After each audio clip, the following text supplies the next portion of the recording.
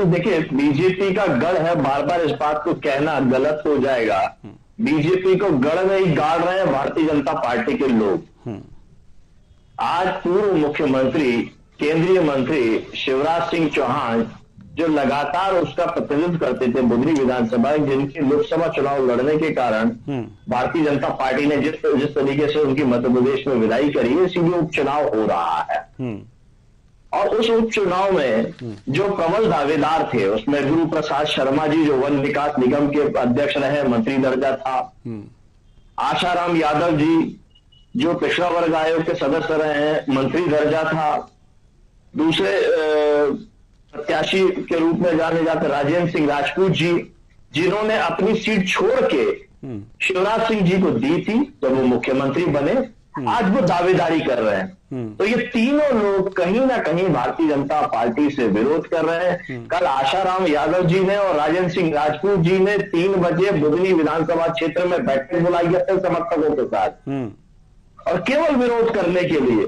कि आखिर विरोध की रणनीति क्या होगी? नहीं तो आज शिवराज सिंह चौहान जी द्वारा जिस तरीके से बुलाए थे, प्रभारी मंत्री थे वहां पे, प्रत्याशी थे वहां पे, उनके घर पे जिलाध्यक्ष थे सीओर के, तो वो भी उपस्थित रहते हैं। तो उन्होंने अपने विरोध के स्वर बता दिए हैं कि हम भारतीय जनता पार्टी के खिलाफत में हैं, हम भारतीय जनता पार्टी को जीतने नहीं देंगे, गढ़ में गाड़ने का काम भारतीय जनता पार्टी के लोग ही करेंगे।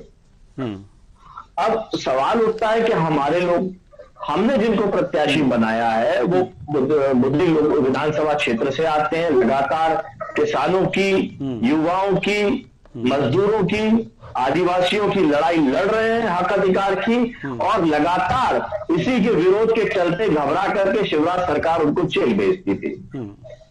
और आप देखिएगा आने वाला परिणाम बड़ा सुखद होगा।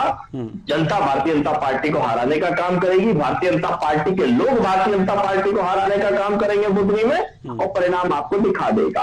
अब सवाल गठबंधन का जो आपने हमसे किया था, गठबंधन की बात ये, हमारी मांग ये थी कि 2 सीटों पे उपचुनाव है, 1 सीट हमको उपचुनाव लड़ने के लिए मिले।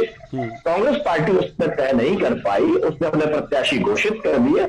हमारी जो मांग थी 1 सीट की, हमने बुधनी में अपना प्रत्याशी घोषित कर दिया है। विजयपुर में हम भारतीय जनता पार्टी को हराने के लिए कांग्रेस पार्टी को समर्थन देने के लिए तैयार है, हम समर्थन दे रहे हैं। वहां हमने अपना प्रत्याशी नहीं उतारा है। अब लगातार हो रही हार से सीखने का काम कांग्रेस पार्टी को करना था, चाहे वो मध्य प्रदेश की हार 18 में जिस तरीके से कांग्रेस पार्टी के ही विधायक छोड़ के चले गए, जो सरकार थी वो चली गई 18 में, हमारा एक विधायक आया, हमने समर्थन दिया। 23 में हम मिलकर चुनाव लड़ना चाहते थे, 23 में तय नहीं कर पाई कांग्रेस पार्टी, अब उपचुनाव में भी तय नहीं कर पाई तो कांग्रेस पार्टी नहीं तय कर पाई। तो ये जवाब कांग्रेस पार्टी को दे रहा है। हरियाणा में हमने एक भी सीट नहीं ली, माननीय अखिलेश यादव जी ने ट्वीट के माध्यम से बताया, सीट शेयरिंग विषय नहीं है, विषय है जीतना और भारतीय जनता पार्टी को चुनाव हराना।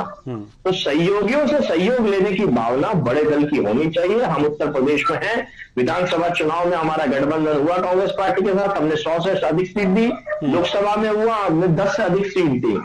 तो यहाँ छोटे और बड़ा दल नहीं देखा जाता, यहाँ देखा जाता है लड़ाई में कौन लड़ सकता है, कौन हरा सकता है। मिलजुल करके एक दूसरे की अच्छाइयों को कैसे उपयोग करके सामने वाले को हराया जा सकते हैं। लोकतंत्र के माध्यम से लड़ाई में हर अस्त्र शस्त्र की आवश्यकता होती है, जिसके पास जो अस्त्र शस्त्र होगा उस लड़ाई को बेहतर तरीके से इस्तेमाल करके सामने वाले को पराजित करेगा, लोकतंत्र की वोट की ताकत से। चलिए देवेंद्र जी, फर्क नहीं पड़ने वाला तो 23 में क्यों फर्क पड़ा था? बनती हुई सरकार मध्य प्रदेश में कांग्रेस पार्टी की क्यों नहीं बन पाई, हरियाणा में बनती हुई सरकार क्यों नहीं बन पाई? फर्क नहीं पड़ने वाला था। यही तो कॉन्फिडेंस और ओवर कॉन्फिडेंस में कांग्रेस पार्टी की कई जगह पे बनती हुई सरकारें रह गई और कई सीटें लोकसभा की हार गई। 29+29 बीजेपी की झोली में कैसे चली गई?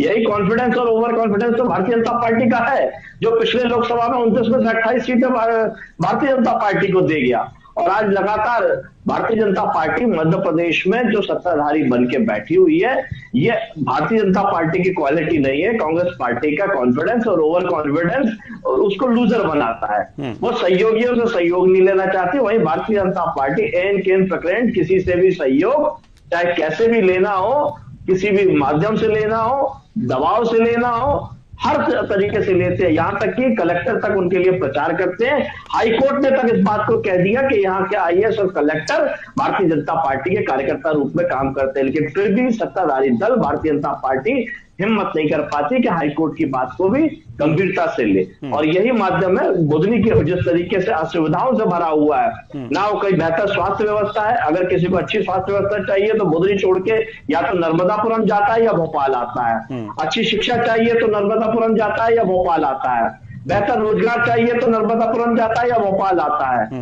तो किसी और रोड की स्थिति थी है कि ओवरलोडिंग डंपर, जो रेत घोटाला चल रहा है लगातार, अवैध उत्खनन चल रहा है, उससे पूरी सड़कें चाहे रहटी हो, रसुल्लागंज हो, बुधनी हो, तबाह पड़ी हुई है। और नर्मदा मैया की छाती तो छननी करने का काम कर ही रहे हैं ये, और मैया नर्मदा इनको अभी अपना श्राप देने का काम करेंगे चुनाव। दूसरी बात, मैंने जो सवाल किया था भारतीय जनता पार्टी के साथी ने उस बात पे कुछ भी नहीं किया।